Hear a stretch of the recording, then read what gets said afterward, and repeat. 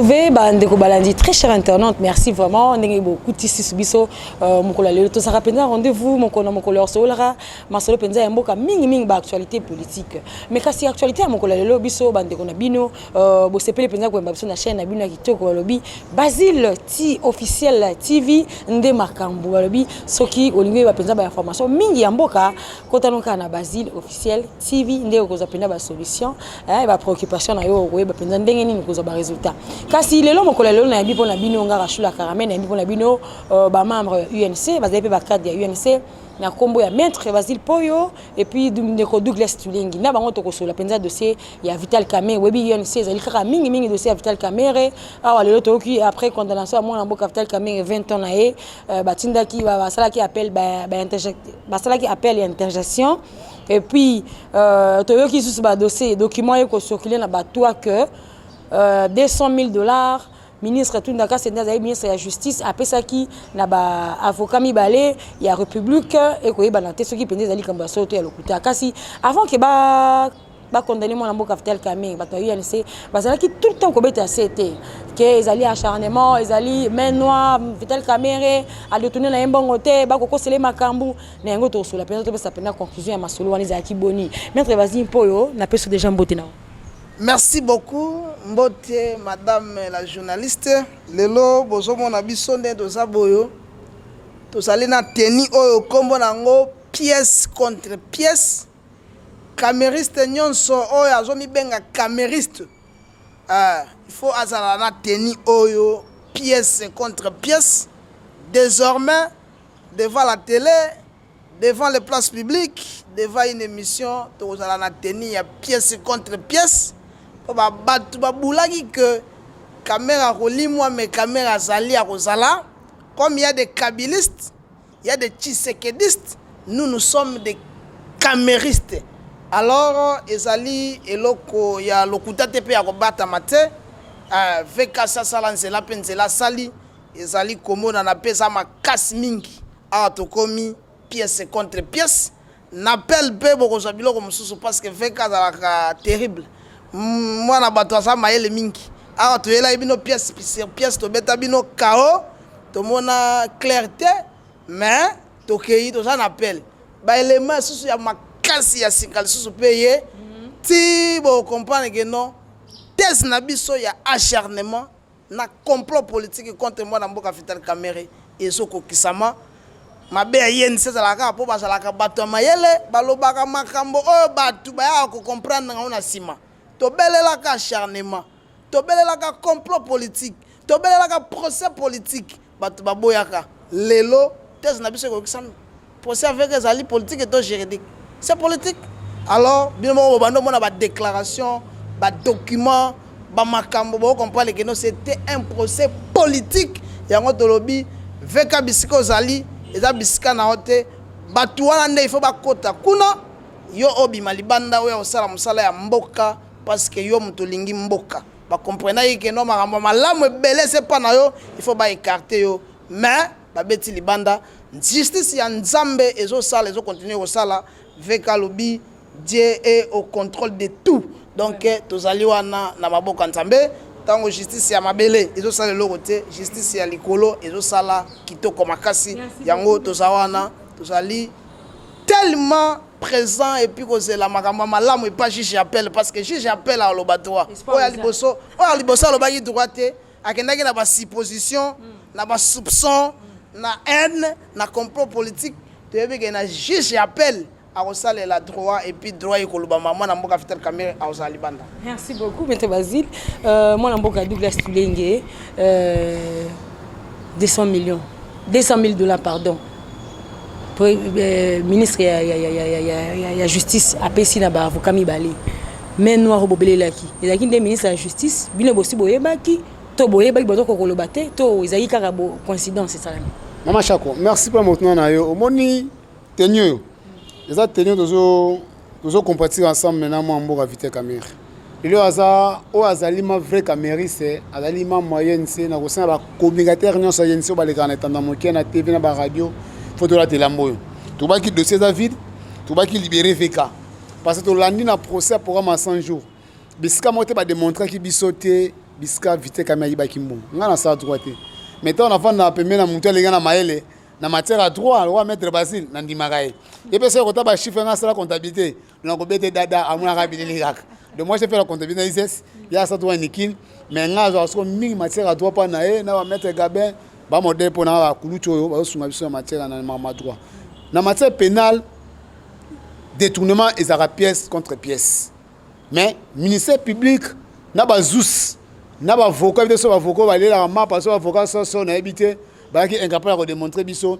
bisani vite caméra ayiba ki mbongo il y a même pas de traces oyo qui va so ba trace ba traçabilité ba pièce que non caméra de donner mbongo mais le quoi c'est des projets mo procès mo déjà oyo déjà imaginaire qu'il faut pas qu'on ait vite caméra diabolique. Faut pas. Il pour ma procédure. Non, il y a procès politique et puis jugement jugement diabolique. Et moi je suis en train de prier, de dire à mon père Benimo qui va frapper les ajouts qui viennent. Parce que toi chrétien, il faut donner la ramine pour la biso. Autant que question à 200 millions de dollars. 200 000 dollars.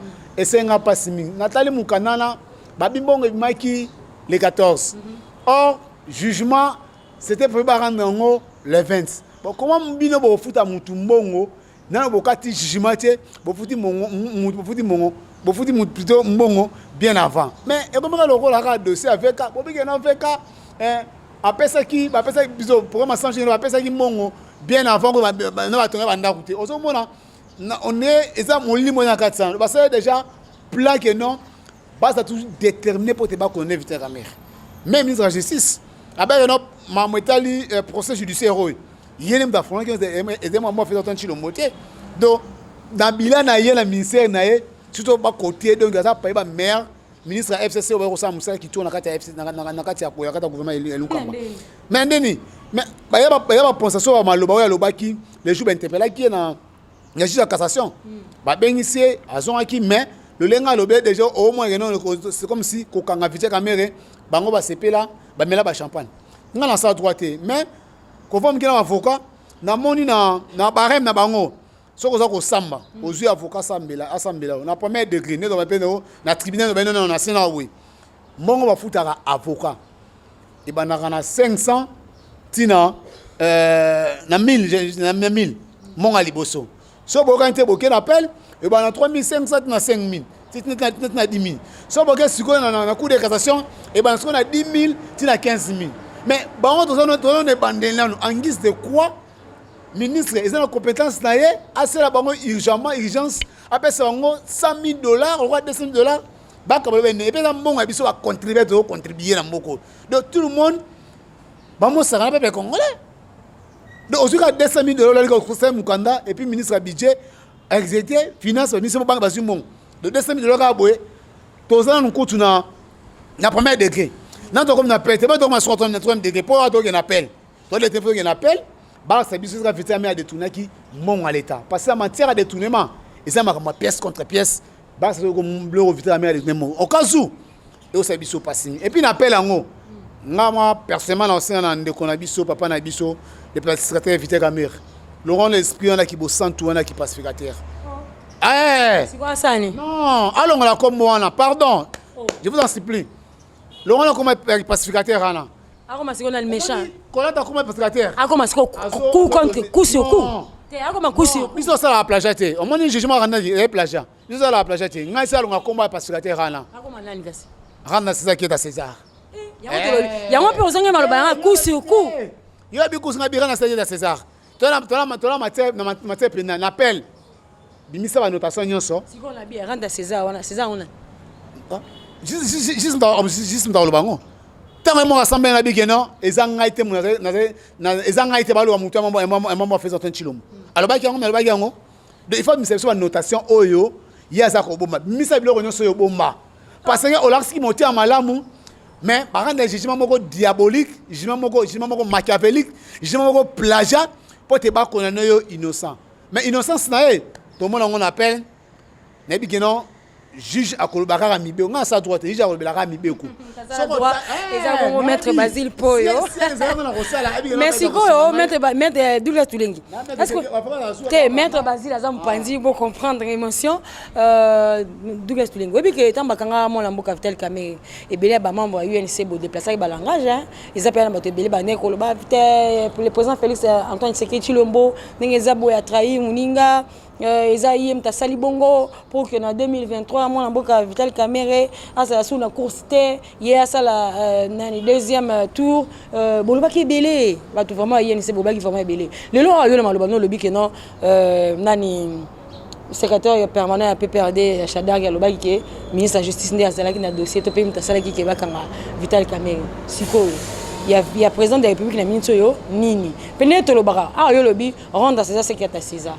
moto abeti libaku alobaki malomabe soki amoni ki malobona alobaki yaki mabe akosenga excuse to pende to bana français a retirer ba parole na bino pena UNC beaucoup retirer ba parole na mina ngonga olo ndeko na nyo malami makasi koleka omoni biso UNC to bane bandeli procès ali procès moko politique ils procès moko acharnement lelo en contexte to kutana ngo lelo yo mon antisa moi que non procès ali procès moko politique pourquoi première des choses bazou c'est mboka ndeko Jamal Bebiso de tenir bango contrat au signara au contrat l'état signara Jamal il y a 107 millions mais ministère public na requête va fonder la caille moi Vital Kamerhe baba 48 millions de dollars to tenir bango 9 millions différence sur les arbres ni bazou samboka ni ministère public na ba yango le batindaki na ndani misali sala maomi so ikombele ba biloko yaki so na mbati to da maloba na bi bona bandela na le bena le malam to bi procès faire procès moko politique acharnement ils a procès moko judiciaire dossier avec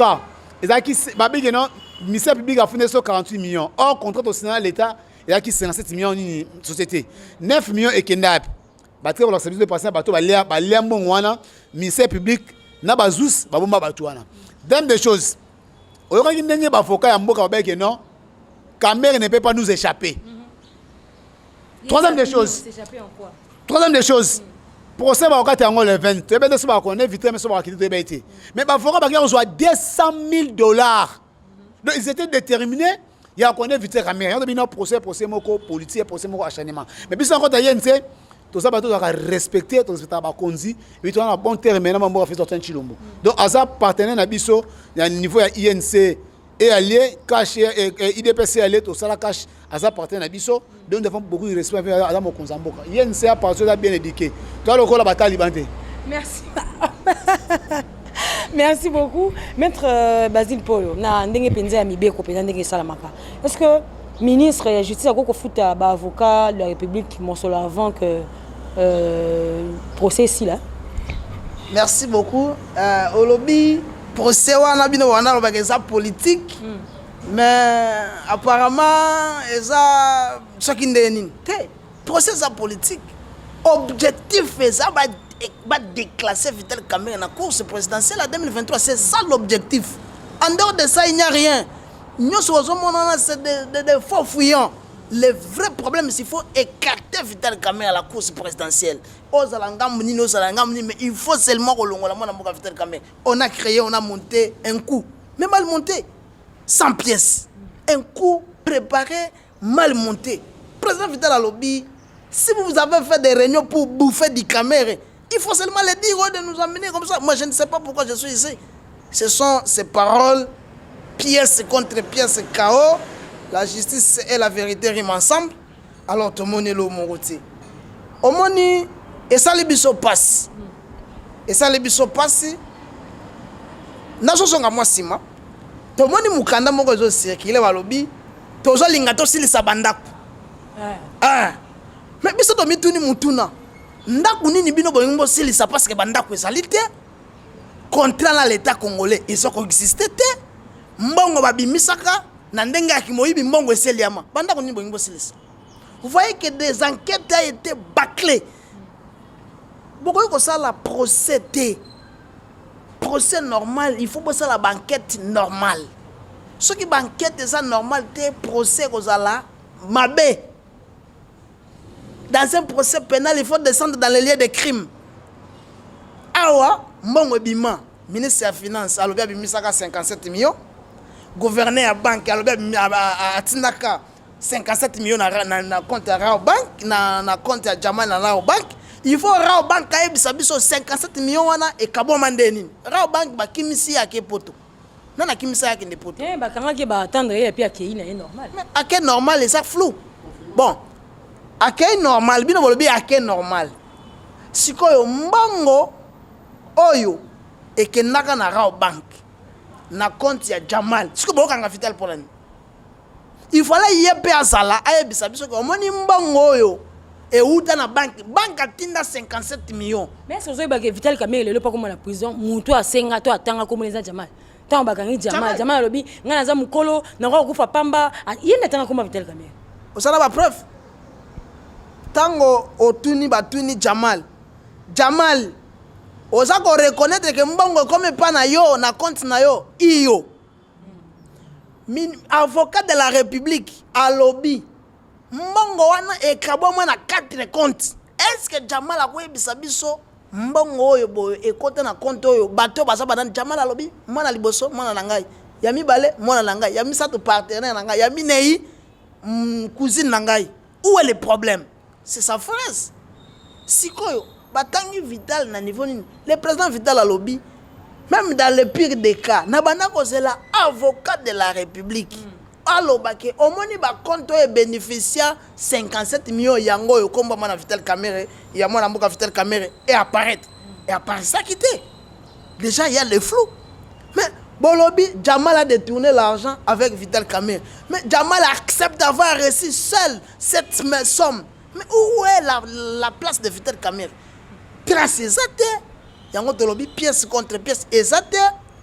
Ba retracer pété ata bordero yango ba mituna bazo tona biso lelo toujours ça appelle les belé ba camériste ba lobi boy nous sommes prêts à rembourser la somme que Vital Kamerhe a volé si on nous donne les montants. Qui peut nous donner les montants que Vital Kamerhe a détourné? Mais c'est pas 40 millions avec Jamal. C'est comment il a détourné? Comment?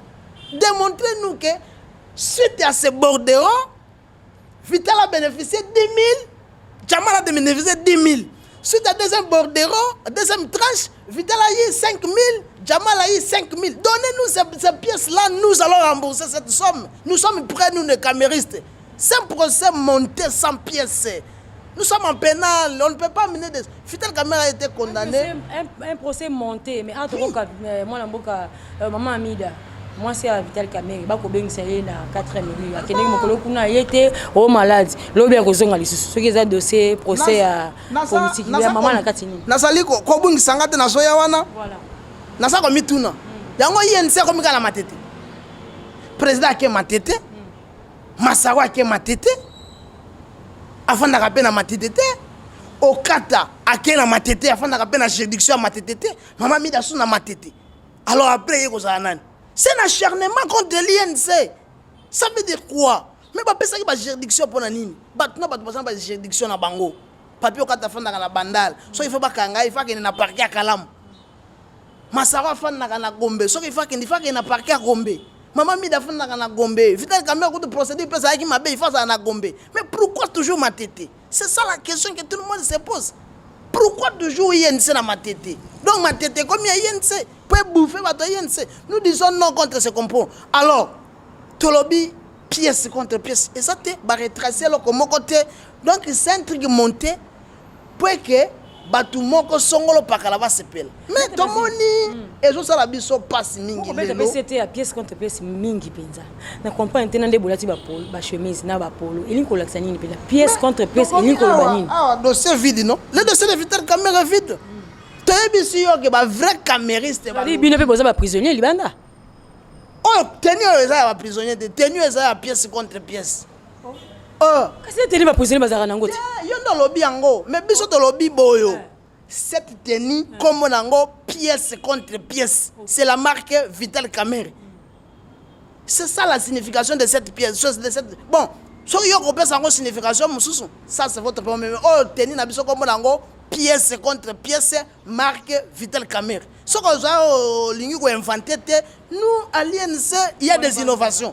Oui, à l'INC, il y a des innovations. Ça, c'est pièce contre pièce. Bon, vous savez que non, bandeko basambe la kana na Kimbangi te Kimbangi se balata beauté na Bima baya kokanga bango po balati batenia ba prisonnier balata ka jaune blanc tout ça oyo kombo nango pièce contre pièce alors dossier moi na mboka Vital Kamerhe ezali dossier moko vide babimisela biso le président national de l'Union pour la nation congolaise l'honorable le mieux élu de la République toza na posa na ye tokosenga awa makambo ya mbongo tuna yi mutuna na yo qu'est-ce qu'il faut afuta la procédure n'a pas été respectée barème ya bavocat ezosenga ke na article 9 ya barème ya honoraire esengaka bafuta batu 1000 à 5000 na premier degré 3500 à 10 000 mais ce qu'on a ramené bango esengeli combien au peuple penata ayeba penze esengeli ni poto ba qu'est-ce que yaki ya solo to ya lokuta na premier degré il faut pas ça ngata 5000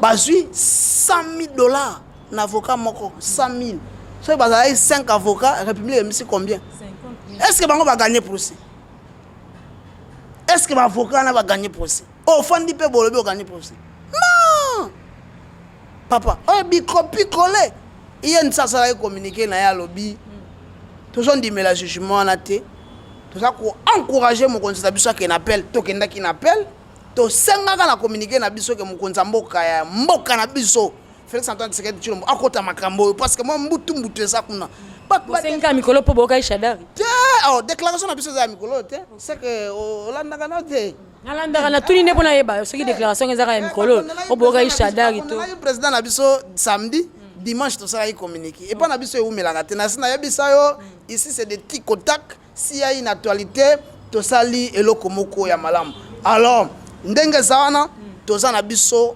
malamu pe calme rassurer que le président Vital Kamerhe emprisonné injustement to senga libération na sans condition parce que c'est un complot politique yango moni lelo ba déclaration comme Maître Basile tala na caméra o lo ba penza boso lo penza est-ce que ndenge boloba ki bo beti c'était lelo la moya lelo boko lo bakaka acharnement dossier politique main noire ezali nani nde ennemi na bino te omoni le temps et pas ça kaka tango et pas battu na malembe c'est la vérité tango za la vérité moko kitoko bozo comme ko sentir ba déclaration ce n'est pas lui c'est moi ce n'est pas lui c'est moi non Vital Kamerhe n'est pas un cobaye pour servir na ba laboratoire songolo pour que ba lobake no ba se servir que ba lobi que non un état de droit non bokene na yango na ndenge ya malamu na ndenge ya ba pièce na ndenge ya ba preuve ko condamner mutu sans preuve et ça n'était dossier à Vital Kamerhe toujours bisabino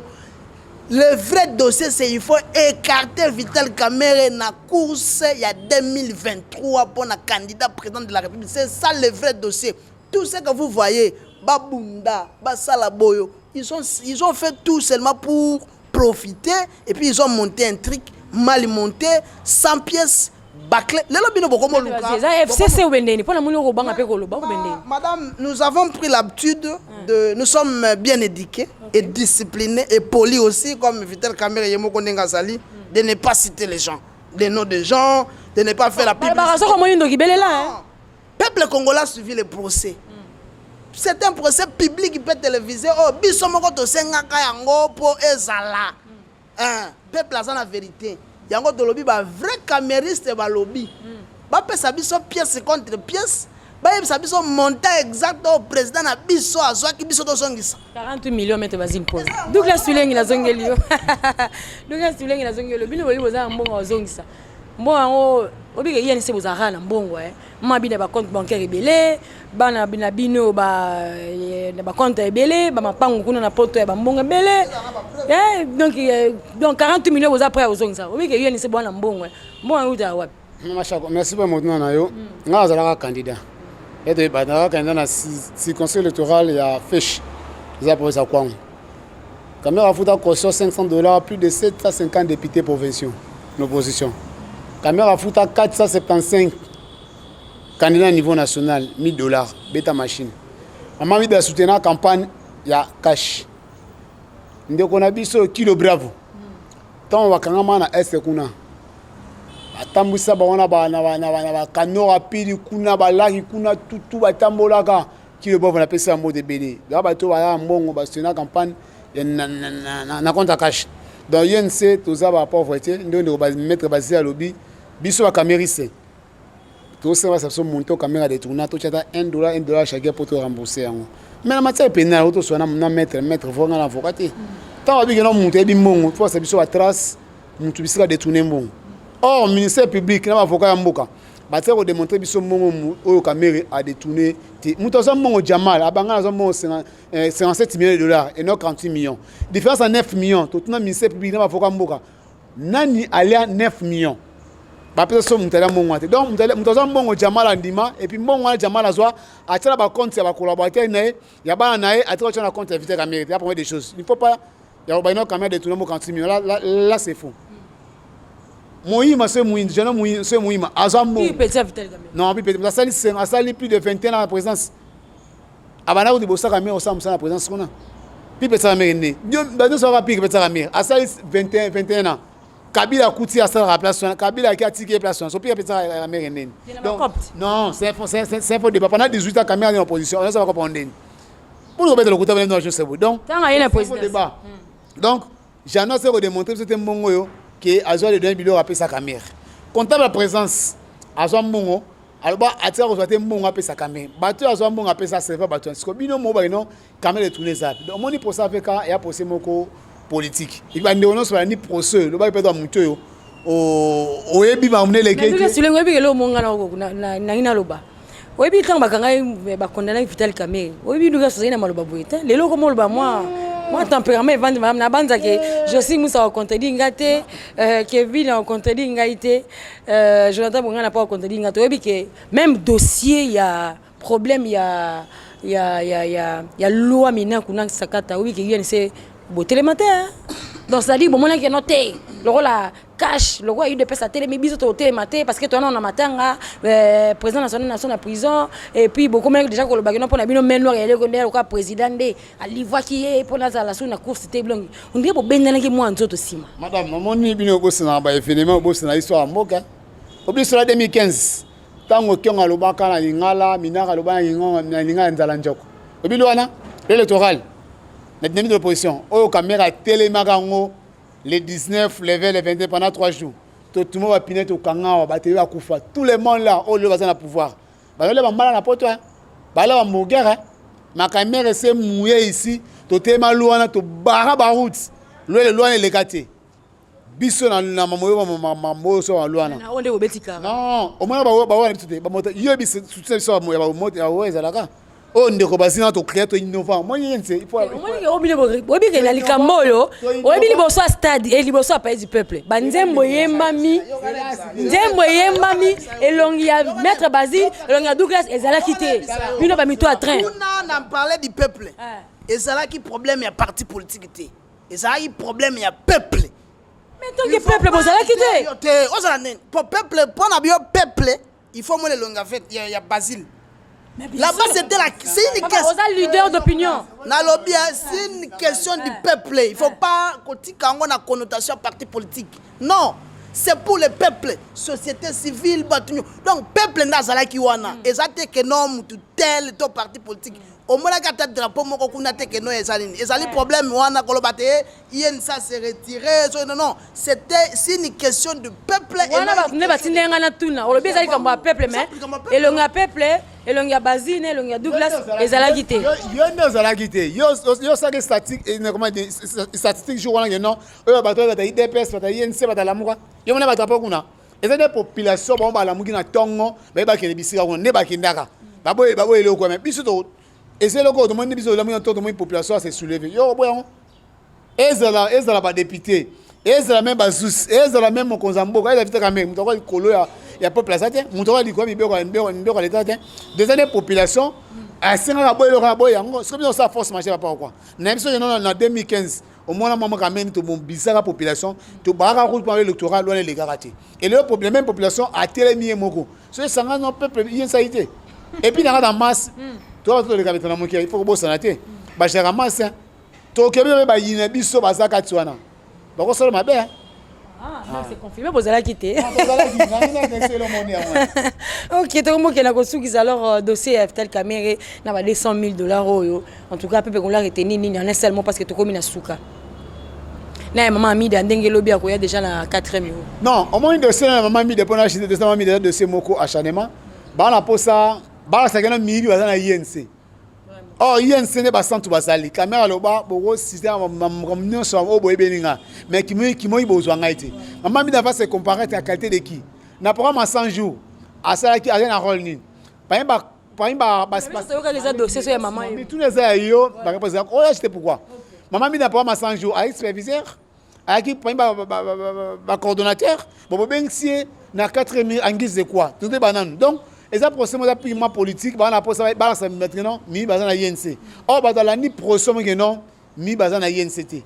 Même comité international Union européenne a connu si ça mon abiso le ne ba kangi directeur cabinet mo gondamo za la raté tout ça invité à mère faisait son chef de l'état et to ressent invité à mère na appel le ngola casquette pacificateur bimisa ba notation bimisa ba élément oyo bombaki yo oza kobal na bango te pour te ba vacciner te ba mtu se pela raté non population doit souffrir bana yen ça va souffrir les gens na mona la nive tamike je sais pas si réellement na moi ba to tellement si ceux qui drapeau ya celui qui vuguna tane mo le mo de okende et ça il te côté bimisa ba notation oyo bombi bimisa ba élément longola titre ya parce que tenga longola titre na le inter camérise na longola titre na veka bimisa biso ba notation bomba bimisa ba élément nyonso pour te comprendre ni les gens na sima de semaine il y a certaines personnes na pour ça veka ba CP là ba mela ba champagne mais l'éternel berger je m'arrête dans la puissance 23. Merci beaucoup maître Douglas pour la succès là moi numéro dans téléphone encore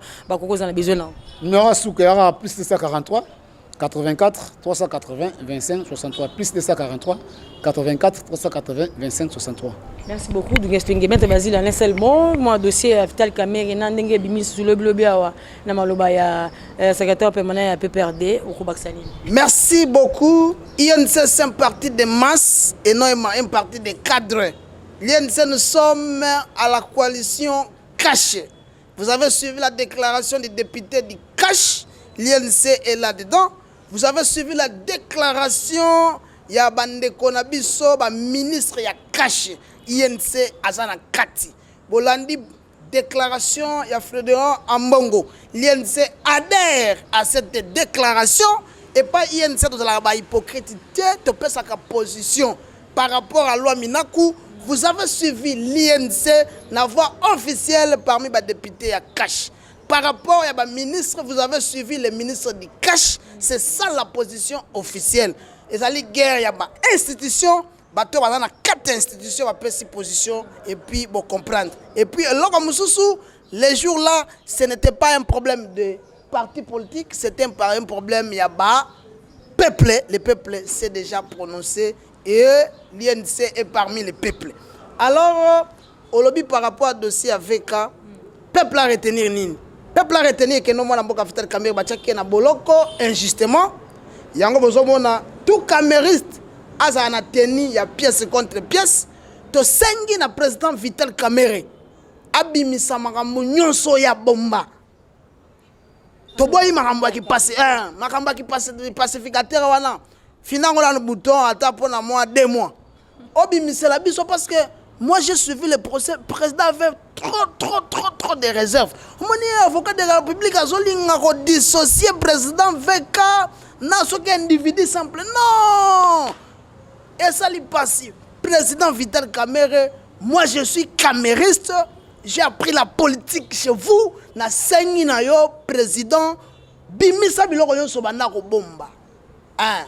Na ba pièce mususu bombaki bimisa yango to na posa ozalibanda esa biso pasi bimisa la biso ba pièce nyonso yo bomba ba élément nyonso yo bomba totala sikoyo to betaki bango de yaku bimisa ngo na cour d'appel. Oui, bimisa ngo na cour d'appel bimisa la biso ngo na cour d'appel pièce contre pièce to bakisa susu ba élément mususu président wana zali demande ya base ba bengi ba camériste ba bengi ba bina comme ça message pa na yo président bimisa la biso ba biloko nyonso yo bombaki wana o bimisa la biso yango plus 243 81 63 28 494 président to sengi na yo lisusu bimisa la biso ba élément nyonso yo bomba to na posa to mono libanda bato bakoko se servir mpo na yo te oza mpe yesu te mpo kufela bato na ekulusu oyo bato basali bacomplot politique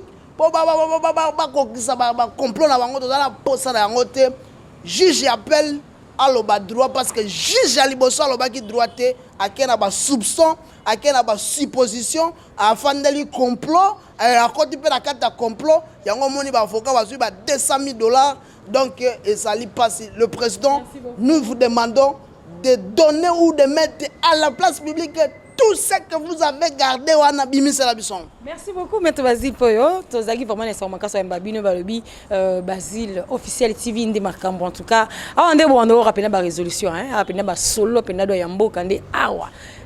Basile officiel TV a ndé masolo penza yamboka. Merci Nebino bandeko balandi. Bozaki penza ebele ndé bopesi biso attention soutenu en tout cas merci beaucoup. Merci na ba technicien na biso surtout Jonathan Bonganya, Dieudonné Maweja, Kevin et puis la coordonnatrice Balobi Mwasa Mounene, Jocelyne Moussaou. Merci aussi à toi. Merci na bandeko tout Basile Bokolo na biso dans Oyo. Merci na bana surtout à Poto, merci na bandeko tout ya Cape Town on ndé makambo. Merci Pena Paris, merci na batu tout bolinganga rachula caramel. Tokutena bino suma nkolo ezali koya.